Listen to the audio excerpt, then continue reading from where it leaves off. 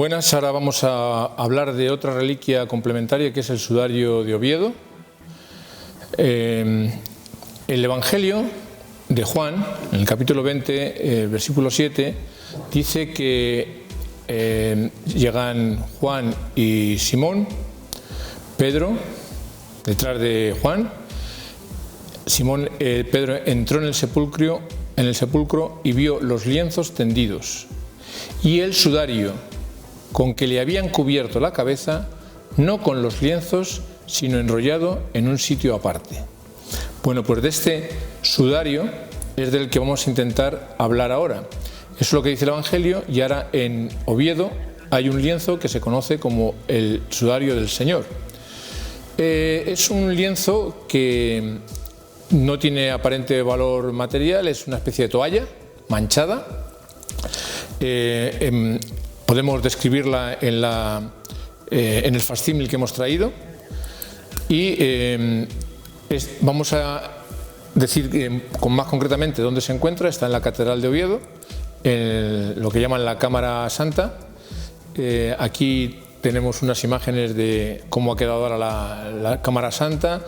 Detrás de las rejas aparece sobre el Arca Santa un contenedor con una imagen del sudario, que todo el mundo que pase por ahí dirá: ¿he visto el sudario de Oviedo? Bueno, pues no, es un facsímil, para que se vea algo. Está dentro de ese contenedor en unas condiciones controladas y excepcionalmente se puede abrir la tapa que le quita la luz y verlo, pero verlo un poquito inclinado, porque no quieren que sufra tensión y entonces está relativamente tumbado. Bien, sin embargo, esta reliquia, a diferencia de la sábana de Turín, pues se expone todos los años y se expone 2 veces al año. Una es el Viernes Santo, donde se venera en la catedral, y otra es el 14 de septiembre, que es lo del descubrimiento de la cruz. Y se puede, a partir de ahora, pues se consigue verlo en directo si se acude esos días a la catedral. Muy brevemente haré una descripción de su utilización. Se puso sobre la cabeza de un varón, y los estudios que vamos a presentar, antes de ir más allá, son los estudios históricos, la reconstrucción de su utilización, el análisis de la tela y la sangre que tiene.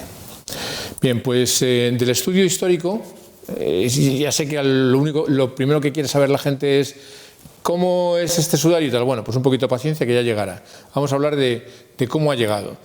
En principio, este sudario también ha sido datado por el carbono 14. Y como la sábana santa, pues no ha dado de Jesucristo.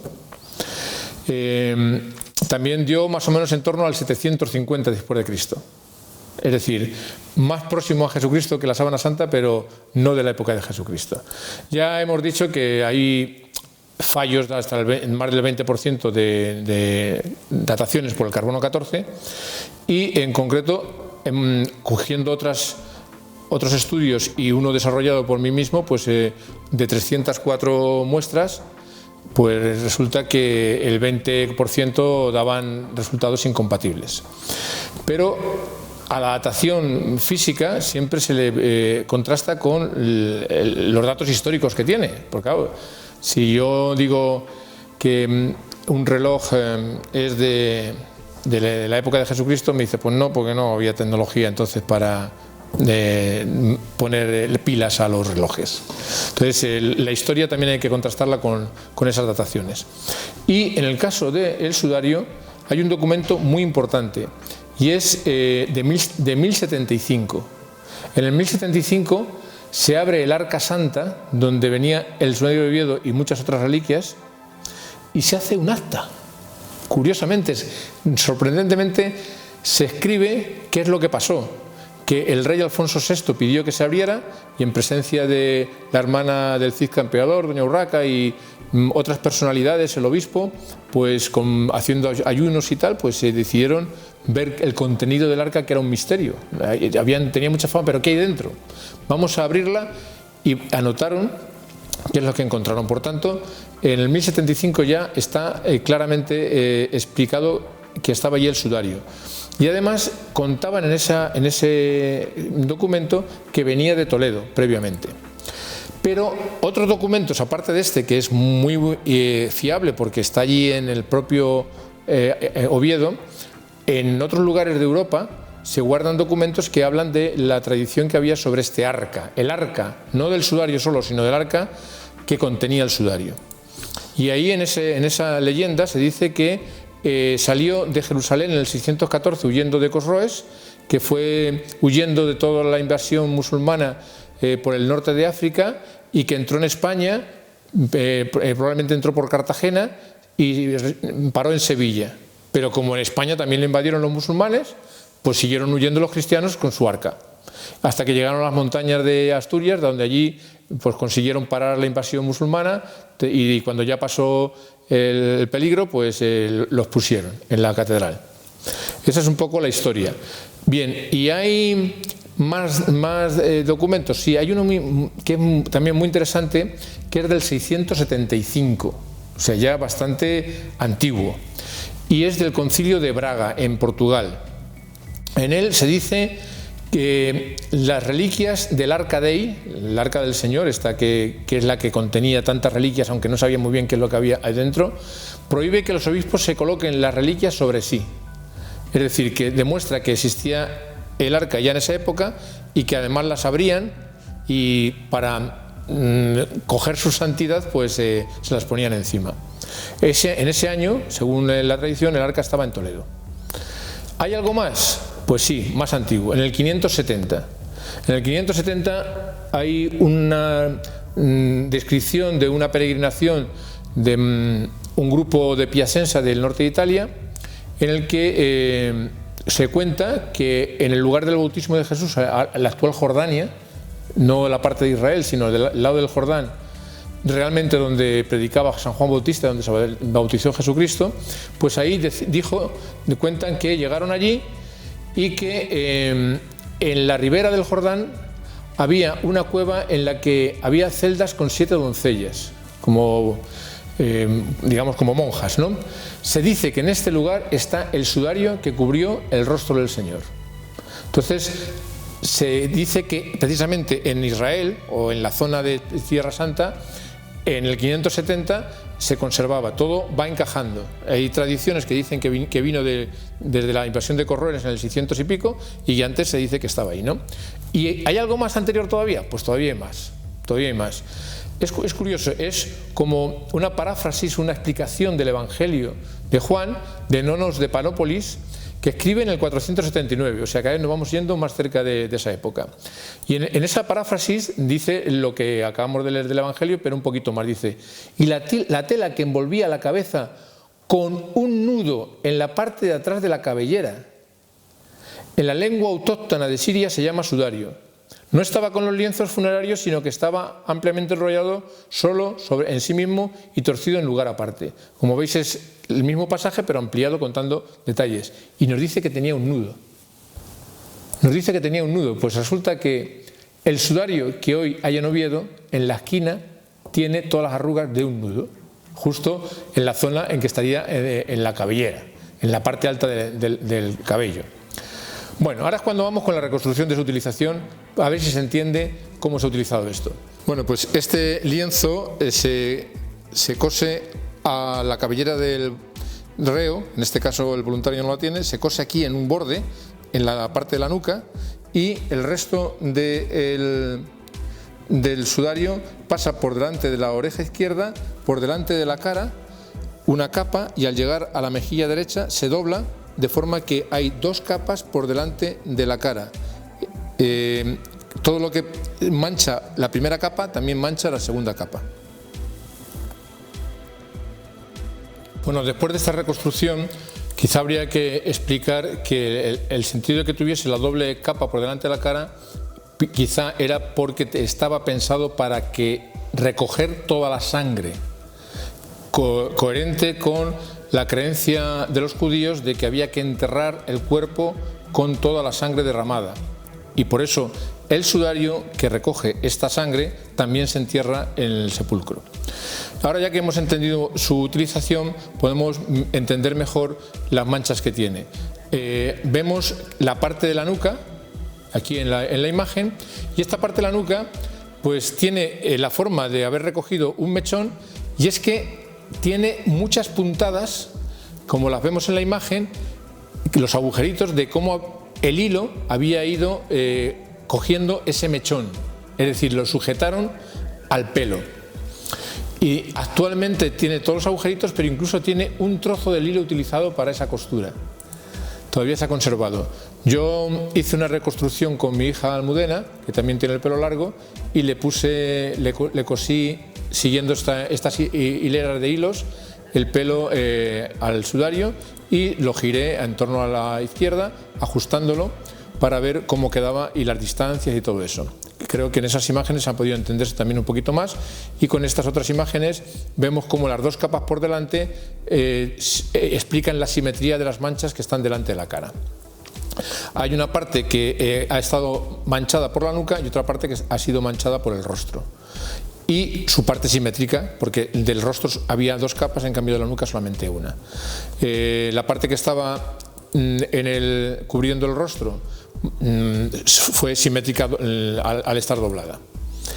Y después de haberse utilizado así, al cabo de un par de horas o hora y media, una cosa así, las manchas cambian y se ve que lo desenrollan del todo, la parte que estaba, la segunda capa que estaba por delante del rostro, pasa hasta atrás y hacen un nudo.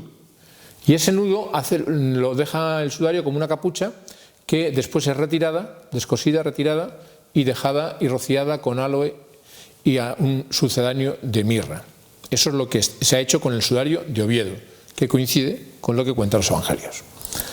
Bueno, pues la tela tiene el tamaño de 53 centímetros de alto, es el tamaño de una toalla. Se le han hecho análisis al trasluz, por infrarrojos, por ultravioletas. Se le ha hecho con luz rasante para ver todas estas arrugas que hemos dicho, donde se ve lo del nudo de la esquina. Se han hecho análisis al microscopio electrónico viendo los hilos como son, y con las fotografías de detalle se ve estos agujeros por donde entró la aguja y por donde salió la aguja. Y es lo que nos demuestra que, además de haberse cosido al mechón del pelo, también tiene algunos hilos en la barba, en la zona de la barba, luego también se sujetó a la barba.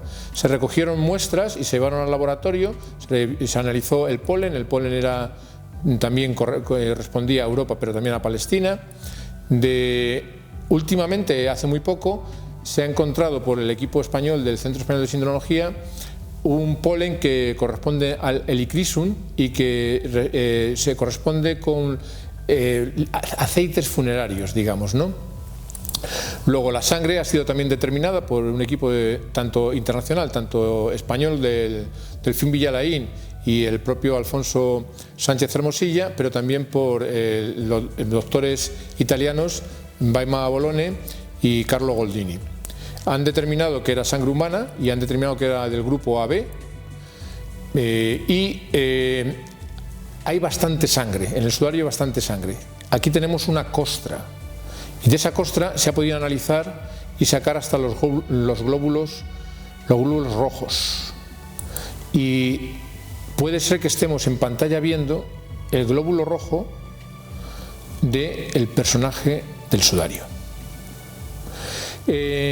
Con estos datos que nos ha proporcionado el sudario, vamos a hacer la reconstrucción de lo que, para qué se utilizó y con quién se utilizó. En la esquina inferior de la zona de la nuca tiene una marca que corresponde al flagrum, y además tiene un poquito más arriba, en la zona de la nuca, las señales de elementos punzantes de sangre vital. O sea, cuando se produjeron estas heridas, el individuo estaba todavía vivo y fue provocada por elementos punzantes correspondientes pues a una corona de espinas. Se han hecho muchas pruebas en laboratorio intentando ver la dinámica que ha dado lugar a que se produzca ese tipo de manchas, cómo estaba el individuo cada vez que se formaba una determinada mancha, primero se forman las de la boca, después se forman las de la frente, lo que quiere decir que primero estuvo de pie, vertical, pero que después estuvo boca abajo, tumbado rostro tierra.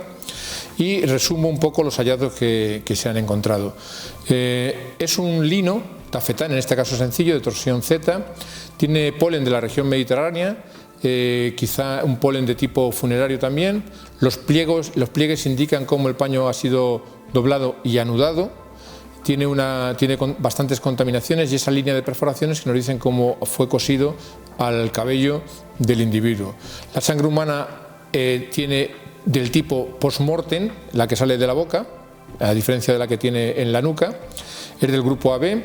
La de la boca es de edema pleural, es decir, por asfixia también y por la flagelación. Se puso alrededor de un cadáver que tenía barba, bigote y pelo largo, y esta es un poco la secuencia que se siguió. Yo voy a poner horas, eso no lo podemos saber, pero voy a decir a las 3 de la tarde, por poner una hora, ¿no? Es el tiempo igual a cero, ahí muere el individuo. Una hora más tarde aproximadamente se pone el sudario alrededor de la cabeza cuando todavía estaba en posición vertical y se forman las manchas de la boca, y una hora después aproximadamente se le pone boca abajo y en esa posición se mancha la parte de la frente. Poco después el cadáver se remueve, es decir, se ajetrea, y probablemente por un transporte, y se tapona la hemorragia de la nariz, y el sudario envuelve totalmente la cabeza. El sudario se retira y se espolvorea con aloe y mirra. Y este aloe aparece claramente al análisis bajo el microscopio. En conclusión, todo lo hallado hasta ahora es compatible con la tradición. El sudario de Oviedo puede haber envuelto la cabeza de Jesús de Nazaret y puede explicarse lo que decía el Evangelio, que junto a los lienzos tendidos estaba el sudario que había cubierto su cabeza.